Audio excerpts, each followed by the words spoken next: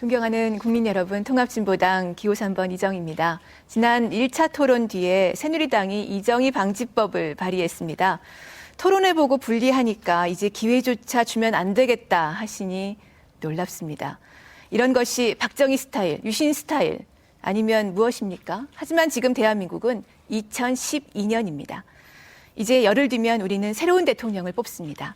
대통령 위에 헌법이 있습니다. 그런데 그 헌법 위에 누가 있습니까? 바로 이건희, 정몽구 회장이 있습니다. 삼성 반도체에서 일한 황유미 씨, 26 청춘의 백혈병으로 세상을 떠났습니다. 낡은 반도체 공정, 유독약품이 유미 씨의 생명을 갉아먹었습니다. 머리가 모두 빠진 유미 씨는 깃털처럼 가벼워져서 이 세상을 떠났습니다. 유미 씨 말고도 50여 명의 노동자들이 백혈병으로 죽거나 투병 중인데 삼성은 고집스럽게도 산재가 아니라고 합니다. 정부도 삼성 편을 듭니다. 8년간의 소송 끝에 대법원에서 복직 판결을 받은 최병승 씨. 현대차 비정규 노동자였던 그가 해고된 것 28살입니다. 지루한 소송, 대법원을 2번이나 오가는 동안 그는 이제 36살이 됐습니다. 그러나 그는 아직도 일터로 돌아가지 못했습니다. 최병승 씨는 55일째 20m 철탑 위에 겨울바람 속에 있습니다. 이 토론 철탑 위에서도 보고 계신가요? 온갖 편법과 불법, 로비로 국회와 청와대는 물론 법원까지 쥐고 흔드는 그들이 헌법 위에서 국민을 내려다보면서 웃고 있습니다. 이건희 씨와 정몽구 씨를 헌법 위의 제왕이 아닌 법 앞에 평등한 보통의 대한민국 국민으로 돌려보냅시다. 통합진보당이 만들어낼 경제민주화, 바로 이것입니다. 지금 대한민국의 가장 큰 위기는 서민의 위기입니다. 서민들과 함께 이해하고 그리고 가슴으로 느끼고 이것이 이 서민의 위기를 풀어갈 수 있는 가장 기본이라고 생각합니다. 살아온 길을 보면 앞으로 살아갈 길도 알 수 있다고 합니다. 국회의원이 되고 나서 많은 분들을 만났습니다. 제가 변호사로 일하던 시절에는 미처 만나지 못했던 분들, 너무나 외롭고 또 힘들게 살아오신 분들, 하지만 저보다 더 바르고 또 꿋꿋하게 살아오신 분들 만났습니다. 통합진보당의 경제정책 바로 여기서 나왔습니다.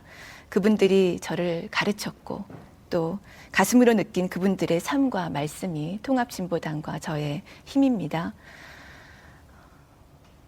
위기를 구하겠다는, 극복하겠다는 박근혜 후보 어떻게 사셨는지 아실 겁니다. 18년 동안 청와대라고 불리는 집에 사시다가 81년에 성북동 주택에 들어가셨습니다. 이 집은 신기수 당시 경남기업 회장이 무상으로 지어준 저택이었습니다. 잔디 깔린 마당이 있는 300평이 넘는 이 집을 거저 넘겨받으셨는데 박 후보는 증여세, 취득세, 등록세 내지 않으셨습니다. 그야말로 그냥 받으신 것이지요. 이 집 팔아서 장충동 갔다가 다시 지금 삼성동 주택으로 이사하셔서 이 기준시가 삼성동 주택 20억 원 좀 넘습니다. 우리나라에서 이렇게 사셨던 분이 아마 박 후보 단 한 분일 겁니다. 지금 대통령이 되겠다고 하십니다. 청담동 앨리스라는 드라마가 있지요. 여주인공 남자친구가 아름다운 서울의 야경을 배경으로 이런 말을 합니다. 이 많은 아파트 중에서 내가 살 수 있는 집은 없다. 저는 박근혜 후보가 집이라는 이 한 글자의 단어에서 느낄 수 있는 것이 무엇인지 궁금합니다. 머리로 이해해도 아마 월세, 전세, 매일 돌아오는 주택담보이자 무엇인지 가슴으로 못 느끼실 것입니다. 현명하게 여러분께서 판단해 주십시오. 우리 경제 어렵지 않다던 때가 언제 있었던가요? 재벌 기업들 호황이어도 정부, 보수 언론, 재벌은 늘 지금이 어렵다. 위기다. 모두 허리띠 졸라매자. 이런 말을 되풀이해왔습니다. 지금도 마찬가지입니다. 삼성전자 주가가 오늘 사상 최고를 경신했습니다. 그런데 재벌 대기업 위기라고 할 수 있겠습니까? 지금 위기에 처한 사람들, 정말 어려운 분들 재벌이 아니라 서민들이지요. 도대체 왜 이렇습니까? 15년 전에 IMF 사태로 정리해고제도 들어와서 확대되고 비정규직이 정규직을 대체했습니다. 금융기관이 외국 투기 자본에 넘어가니까 수익성만 추구했고 금리 제한 풀려서 일본의 사채업자들이 상륙하니까 금융소외자 800만 명 됐습니다. 투기 자본이 땅으로 돈을 벌려고 뉴타운 광풍 일으켜서 횡재하고 재벌 건설사 호황 누리는 동안 서민들은 2배로 오른 전셋값에 못 버티고 외곽으로 밀려났습니다. IMF를 빌미로 서민들에게는 더 양보하라고 하면서도 투기 자본과 재벌은 호주머니를 채웠고 이제 급기야는 들어올 때도 자유롭게 빠져나갈 때도 마음대로 나가겠다고 한국 법까지 바꾸겠다고 한미 FTA 밀어붙여서 새누리당 날치기로 통과시켰습니다. 서민들 위기를 탈출하려면 IMF 사태로 만들어진 제도에서 벗어나야 합니다. 정리해고 제도 폐지하고 비정규직 없애고 금리 제한에서 사채업 번성 막고 부동산 투기로 돈 버는 구조 벗어나야 합니다. 이런 제도 그대로 두고는 빚 돌려막기, 폭탄 돌리기 될 뿐입니다. 기초수급자 경우에는 최대 70%까지 채무를 감면해주는 대책을 세웠습니다. 가계부채 문제를 해결하기 위해서 이 후보께서 갖고 계신 구체적인 방안이 무엇인지. 이 기초수급자에 대해서 70% 채무 감면을 하시겠다고 하셨는데 기초수급자들이 대체로 이런 빚을 지게 되는 이유들이 생활비, 의료비 또는 드물게 또 학자금 이런 경우들이 있습니다. 이런 분들이 실제로 70%를 감면해 준다고 해서 나머지 30%를 갚을 수 있는 수준일까요? 저는 정말 문제를 해결하시려면 기초수급자에 대해서는 100% 감면해 주시는 것이 맞다고 생각합니다. 그만큼 이 한국 사회 IMF 체제 하에서 15년 동안 내려갔던 분들에 대해서는 저희가 이제 IMF 체제를 극복하는 차원에서라도 그것을 이제 기초수급자에 대해서는 채무 감면해드릴 필요가 있다. 이렇게 보고 있습니다. 적극적인 공적 자금 투입이 필요합니다. 또한 농가 부채에 대해서는 아마 오래전에 박정희 대통령 시절에도 농가 부채 문제에 대해서는 탕감이라든가 이런 조치들이 아마 있었던 것으로 기억하는데요. 적극적으로 농가 부채에 대해서는 탕감 정책을 발표하시는 것이 또 기초생활 수급자에 대한 정책으로도 맞다고 생각합니다. 저희는 또한 서민은행을 만들 계획을 가지고 있습니다. 지금 국책은행들을 민영화하고 외국 자본이 66.2% 지분을 가지고 있는데 외국 투기 자본을 팔 것이 아니라 서민은의 역할을 제대로 해서 그래서 이분들이 자립할 수 있도록 그런 관계망들을 만들어 나가는 것이 굉장히 중요하다고 보고 있습니다. 그런 재원들은 저희는 고소득자에 대한 증세로서 만들어낼 것입니다. 그 기초생활 수급자 그 채무 감면 문제를 말씀드렸는데 이 기초생활 수급자들 일을 하면 기초생활수급은 이제 안 해도 되도록 적어도 일을 하면 먹고 살 수 있어야 되지 않겠습니까? 최저임금이 그런데 너무 낮습니다. 그래서 사실상 먹고 살기가 어렵습니다. 대학이나 대형 병원 이런 청소용역 노동자들 아무리 일해도 월급이 오르지를 않거든요. 왜냐하면 다 이 원청에서 최저가 입찰만 하니까 다 용역업체들은 다 이 최저임금만 하죠.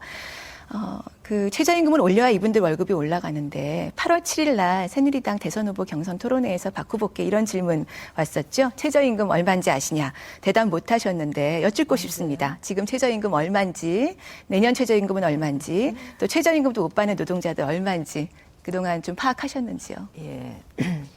그 최저임금과 관련해가지고 그 당시에 그 아르바이트 하는데 평균 시급이 얼마냐고 이렇게 제가 들었습니다. 원래 저한테 온 질문이 아니고 옆에 질문이 갑자기 저한테 넘어오는데 저는 평균 시급이라는 걸로 생각을 하고 그렇게 얘기를 해서 그때 장면을 보시면 알 겁니다. 그래서 그것이 다 이미 설명이 나갔는데 뭐 그때 아마 그거를 잘 못 보시고 그 잘못된 그 정보만 가지고 얘기를 하시는 것 같습니다. 최저 임금에 대해서 그 모른다는 거는 말이 안 되죠. 예. 4,580원. 내년은 얼마인가요? 근데 여기 4,860원. 네. 근데 최저임금 못 받는 노동자는 몇 명인가요?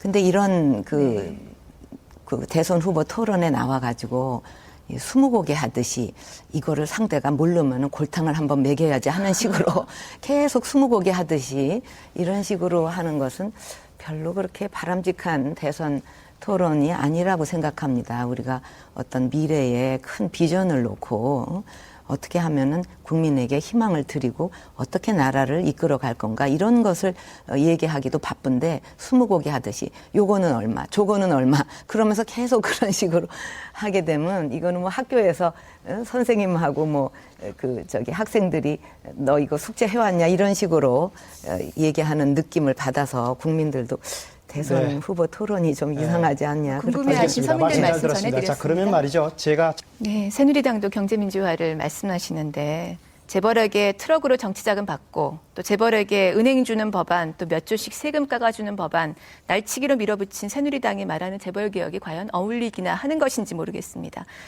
조직폭력배가 착하게 살자 팔뚝에 문신 새겨놓은 거하고 무엇이 다릅니까? 재벌 해체하자는 것이냐 이런 질문 종종 받습니다. 분명히 말씀드립니다. 통합진보당은 재벌 해체하자는 것입니다. 반드시 하겠습니다. 재벌 옥스포드 사전에도 올라있는 말입니다. 일제에 상납하고 미군정에 줄대가면서 탄생했습니다.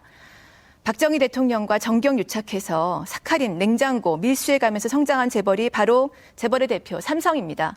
정경 유착과 부패의 뒤에는 언제나 재벌이 있었습니다. 1%의 지분을 가지고 100%의 권한을 행사하면서 제왕으로 군림합니다. 이런 질서를 그대로 둔 채 개혁과 진보 가능하겠습니까? 재벌 체제 그래서 바꾸자는 겁니다. 재벌에게 넘어간 권력을 국민에게 돌려주고 그리고 서민에게 돌아갔어야 할 몫을 제대로 분배하는 것이 재벌 해체 그리고 경제 민주화입니다. 대수술이 필요합니다. 적당히 해서는 안 됩니다. 갖고 있는 지분만큼 권한을 행사하도록 해야 합니다. 더 이상 특권 허용하지 말아야 합니다. 서민경제 재벌 삼아서 자기 이익 추구하는 일 없어야 합니다. 이건희 회장이 부를 세습시키는 것, 박근혜 후보가 권력 대분림 하겠다는 것하고 무엇이 다릅니까? 이런 사회 민주주의 없고 희망도 없고 경제 살아날 수 없다고 생각합니다. 저는 말은 바로 해야 된다고 생각합니다. 불필요한 규제를 풀어서 나라 곳간을 채우신 게 아니고 재벌 대기업 규제를 풀어서 재벌 곳간을 채우신 겁니다. 경제민주화를 말씀하시는데 그동안 문재인 후보한테 왜 왔다 갔다 했냐 이렇게 이런 취지로 물어보신 걸로 들리는데 그동안 새누리당이 계속 요구해왔던 것이 추진해왔던 것이 재벌 규제 풀라는 것이었잖아요. 그래서 풀렸잖아요. 추총제 없어졌잖아요. 그러니까 이 난리가 났던 거 아닙니까? 골목 상권 다 침범했던 것이지요. 그래서 경제민주화 말씀하시기 전에 정말 통렬한 반성이 필요하다. 이 줄푸세에 대해서 말씀드리고 단도직입적으로 재벌 순환 출자 그대로 인정하자고 하시는데 이거 결국 지금까지 벌어진 일 아무것도 손대지 말자 이겁니다. 그러면 왜 재벌 개혁 이야기를 꺼내시는지 말씀해 주시고 두 번째 온갖 탈법과 불법을 동원한 부의 대물림 지금 이재용 씨, 이건희 회장이 삼성그룹 물려주는 건데요. 이런 정당하지 않은 부의 세습, 경영권 세습 어떻게 막으시겠습니까? 네, 박근혜 후보 답변 기존 순서. 순환 출자가 뭐 경제 민주화의 다인 것 같이 이렇게 말씀하신 건 너무 과도하다고 생각을 합니다.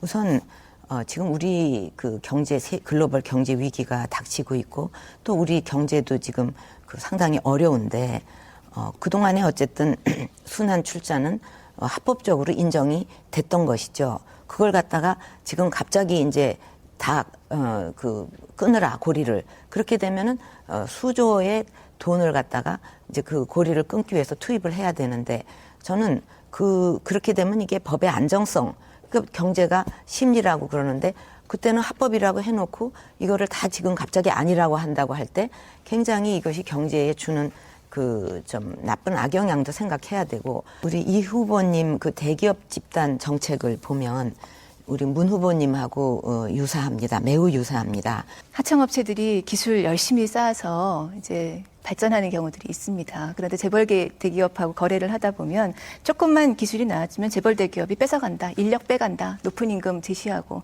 이런 말씀들을 많이 하십니다. 결국 이 중견기업들이 커나갈 수 있는 길을 재벌들이 지금 계속 스스로 부의 집중을 통해서 흡수해 나가고 있는 것이죠. 그러다가 인수합병까지 가는 경우도 많고요. 그런데 어떤 돈으로 인수합병 하느냐? 대체로 출자총액 제한제도 없고 그리고 순환 출자도 가능하고 이러니까 재벌 총수 뭐 자녀분들께서 그걸로 한 번 돌린 돈 가지고 또 돌리는 겁니다. 그래서 정말 경제 민주화가 이루어지고 중소기업과 상생을 하려면 그러면 이 재벌에 대한 강력한 규제가 필요하고 이 재벌의 부의 집중 구조를 없애는 것이 재벌 해체다. 이렇게 말씀드린 겁니다. 이 문제에 대해서 지금 문재인 후보께서는 재벌 개혁이라고 말씀하시고 저는 재벌 해체라고 얘기하는데 뭐가 다른 거냐 말씀하시는데 그건 문재인 후보님께 또 물어보시고요. 네. 지금 아까 경제 위기 어려운데 기존 순환 출자 갑자기 끊으라고 하면 어떡하냐 말씀하셨는데 정확히 이해하셔야 되는데요. 문재인 후보님은 기존 순환 출자에 대해서 3년 유예 주고 그걸 해소하라고 하겠다고 하셨고 저는 2년 유예를 말씀드렸습니다. 그래서 내일 당장 없애라는 얘기가 아니다.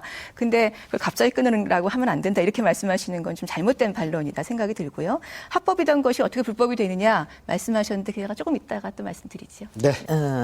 이 후보께서 그 최저임금 수준을 근로자 평균 임금의 50%까지 인상하겠다고 공약을 하셨습니다. 네, 최저임금 제도가 1987년에 도입됐죠. 당시는 평균 임금의 40%가 조금 못 미치는 선에서 시작을 했던 것으로 기억하는데 지금 오면서 오히려 최저임금이 평균임금에서 차지하는 그 평균임금 수준 비율이 32%까지 지금 떨어진 상황입니다. 왜 이렇겠습니까? 계속 그 정부 위원들 그리고 또 사용주 측 의원들이 아예 인상하지 말자, 인상해도 1원 인상하자, 5원 인상하자 이런 데부터 이야기를 시작하기 때문이지요. 최저임금이 물가보다 많이 올라야 서민들 위기가 실제로 극복됩니다. 그리고 OECD 전체 나라들 가운데 최저임금 수준이 지금 저희가 멕시코 빼면은 제일 낮은 수준입니다. 많이 올려야 된다는 것이고요. 지금 그 작은 영세업체들의 경영이 어려울 수 있다 말씀하셨는데 제가 아까 문재인 후보님과 토론할 때 드렸던 말씀을 아마 좀 잘 못 들으셨던 것 같은데 영세업체들에게는 오히려 부가세를 지금 큰 부담이 되는데요. 지금 원재료 매입비만 지금 빼주고 있는데 여기서 임금 고용분도 공제를 해드리는 겁니다. 그러면 이분들도 공제를 받으려면 제대로 신고를 잘 해야 되죠. 신고를 잘 하려면 아까 제가 대구에 무슨 아르바이트생 말씀드렸지만 최저임금도 안 내잖아요. 노동자의 10%가 최저임금도 못 받거든요. 이런 분들은 최저임금을 줘야 됩니다. 그래야 신고가 되고 그래야 형사처벌을 안 받으니까. 그래서 결국 이 영세 자영업자들도 세금을 덜 내고 고용도 늘어나고 이분도 부담이 적어지고 이렇게 선순환을 할 수 있죠. 가장 중요하기는 대기업의 이 골목 상권들을 네. 장악하는 것이 없어져야 네. 영세 상인들이 함께 답변 살아납니다. 여기까지. 새누리당 박근혜 후보께서 비정규직 문제를 말씀하셔서 기대도 해보고 싶습니다만 솔직히 믿기지는 않습니다. 하지만 정말 진심으로 하겠다 입증해 보일 방법이 있어서 제가 부탁도 드리고 요청도 드리는 것인데요. 공공부문부터 정규직으로 바꾸겠다 이런 말씀을 하셨잖아요. 그래서 가장 대표적인 그 공공부문 비정규직 노동자들이 학교 비정규직 노동자들입니다. 이분들 지금 호봉제 예산 지금 한 900억 원 가량 국회에 계류돼 있는데 이 예산 그리고 교육공무제 전환 특별법 이 법안 정부가 반대한다고 그러고 새누리당은 정부 뒤에 지금 숨었는데 통과시키겠다 이렇게 확약하시면 된다 보고요. 두 번째 그리고 민간 부문에서 비정규직 전환하는 가장 좋은 방법 중에 하나는 사내하도급 법안 즉 현대차 비정규직 노동자들 정규직으로 전환 못하게 하는 현대차 비호 법안 폐기하시는 겁니다. 그거 처리하겠다 약속하시면 됩니다. 그리고 이 정리해고 문제 노동자들의 문제 풀기 위해서 쌍용차 국정조사 대선 전에 하겠다고 약속해 주시기 바랍니다. 네. 아무런 다른 보호 장치가 없이 그냥 사내 하도급 없애라 그러면 이 사내 하도급 근로자들을 실제 어떻게 지금 도움을 파견법이 주겠습니까? 있습니다. 파견법으로 예. 얼마든지 규제가 가능하고요. 복지 늘려야 합니다. 그러나 재원 한정돼 있습니다. 복지와 토건, 국방 예산 가운데 무엇을 우선할지 결정해야 됩니다. 4대강 무너지는 보에 수없이 보강공사를 하고 강바닥에 매년 쌓이는 모래를 줄곧 파내면서 토건 예산을 계속 퍼부을 것입니까? 미국 무기를 사들이면서 국방 예산을 계속 지출할 것입니까? 이미 복지 확대는 새누리당도 거절할 수 없을 만큼 거스를 수 없는 대세입니다. 복지 예산을 우선 배정해야 합니다. 이것만으로는 그런데 부족합니다. 이제 정말 국민들 앞에 솔직해야 합니다. 복지를 늘리려면 돈이 더 필요합니다. 세금을 걷어야 복지를 확실히 늘릴 수 있습니다. 4대강 사업, 제주강정 해군기지 사업 같은 어차피 불가능한 사업에 돈을 쏟아붓는 일 안 하는 것이야 기본이지만 예산 절감만으로 마른 수건 쥐어짜서 복지 늘릴 수 없다는 것은 분명합니다. 우리나라 복지 예산 수준이 GDP 대비해서 OECD 나라의 3분의 1 수준입니다. 다음 10년 이내에 OECD 평균 수준까지는 가야 하지 않겠습니까? 어디서 돈을 마련하겠습니까? 경기 침체, 경제 위기에서 유리지갑, 월급쟁이, 서민들 주머니에 남아있는 것이라고는 이제 없습니다. 초고소득층 그리고 재벌 대기업 세금 좀 더 내셔야 합니다. 다른 방법 없습니다. 복지는 세금이고 세금이 복지입니다. 세금을 말하지 않는 복지는 거짓입니다. 복지를 늘리려면 세금을 더 내야 한다는 말을 정치인들은 잘 안 하려고 합니다. 국민들께서 증세를 싫어한다는 이유인데요. 그런데 조금만 더 들어보면 국민들께서 가장 싫어하시는 것은 불공평입니다. 나는 월급쟁이 유리지갑이라서 세금 다 냈는데 고위층은 세금 안 내고 비자금 만들고 검은 돈 상속시키는데 왜 그 고위층들한테서 세금 철저하게 걷지 않고 나보고 더 내라 하느냐 이런 말씀입니다. 고위층부터 세금을 제대로 내는 것이 적극적인 복지 확대를 위해서 정말 중요하다고 보는데요. 지난 토론에서 박 후보께서 전두환 정권으로부터 6억 원을 받았다고 시인을 하셨는데 비자금 아닙니까? 전형적인 지하경제죠. 서민들은 로또 3등 150만 원만 당첨이 돼도 소득세, 주민세 다 냅니다. 박근혜 후보는 당시에 음마아파트 30채 값 지금 시가로 300억 원인데 받으면서 그때 상속세든 증여세든 내셨습니까? 지금 이제 이정희 후보께서 이제 똑같은 질문을 이제 또 하고 계십니다. 지난번에 이 문제는 제가 세금 냈는지는 안 여쭤봤습니다. 네. 지금 새로운 그런데 질문입니다. 이제 거기에 대해서는 제가 이미 답을 드렸고 또 저는 뭐 그 한번 한 약속은 또 꼭 지키니까 답은 이미 드렸는데 아니요, 세금을 그건 내셨는지를 어쨌든 여쭤보는 과거의 건데요. 일이고 제가 복지 문제를 잘 풀기 위해서 정말 이 질문을 드린 겁니다. 고소득층으로부터 세금을 많이 받아야 실제로 복지가 가능하거든요. 근데 고소득층 다 재산 숨겨놨다. 이러면 누가 서민들이 세금 낼 기분이 나시겠습니까? 그래서 정말 대통령 되시려고 하시는 분이면 세금만큼은 깔끔하게 난 정말 다 냈다. 이렇게 하실 수 있어야 된다는 거예요. 제가 지난번하고 똑같은 질문 드린 게 아니고 다른 질문입니다. 정확히 기억하셔야 되는데 그때는 사회 환원 약속하셨고 저는 세금 내셨냐 이걸 여쭤본 사회자한테 건데 주의받으셨잖아요. 전파 낭비는 지금 박근혜 후보께서 하신 거죠. 그때 제가 분명히 말씀드렸잖아요. 기억하시면 된다. 박근혜 후보 떨어뜨리러 나왔다. 떨어뜨릴 거다. 이렇게 말씀드렸습니다. 네, 전파 낭비를 27억을 어떻게 하신 하실 거는 거예요? 굉장히 중요한 문제라고 그거는 생각하고요. 지금 바로 결국은 이제 무상의료를 추진하겠다는 공약을 하셨습니다. 근데 이제 대선 그 공약집을 보니까 재원이 얼마나 드는지 이런 거에 대한 구체적인 내용은 없거든요. 그래서 어떻게 재원은 마련하실 것입니까? 저희가 2009년에 이 공약을 채택을 가장 먼저 했고요. 그래서 재원 문제에 대해서도 건강보험의 국가부담 지금 20%도 사실 안 내도 되는 것으로 법이 돼 있는데 40%까지 인상하겠다. 이렇게 13조 원이라고 분명히 말씀드렸습니다. 전체적으로. 그리고 전달 체계를 바꿔서 좀 더 시민들께서 그 의료질 주치 제도라든가 이런 것들 의료비를 줄일 수 있는 대책을 저희는 포함되어 있습니다. 그거 감안하시면 되고요. 질문 그러면 드리죠. 증세를 하시겠다는 거죠. 당연히 고소득층 내셔야 된다는 겁니다. 근데 그래서 거기에 제가 대해서 질문 계속 좀 드릴게요. 세금 문제 말씀하셨는데 81년도에 성북동 집 재벌 총수한테서 거저 받으셨잖아요. 세금이라도 박 후보 돈으로 내셨어야죠. 그때 6억 원 받으셨으니까 돈 있을 때잖아요. 왜 세금까지 그때 안 내시고 보는 돈으로 한 푼도 부담 안 하셨어요? 그러니까 오늘 지금 제가 얘기하는 거는 재원 조달에 대해서 의료비에 대해서 말씀을 드렸는데 갑자기 방향을 다른 걸로 바꾸셨는데 저는 여기에 대해서 좀 드릴 말씀이 더 있거든요.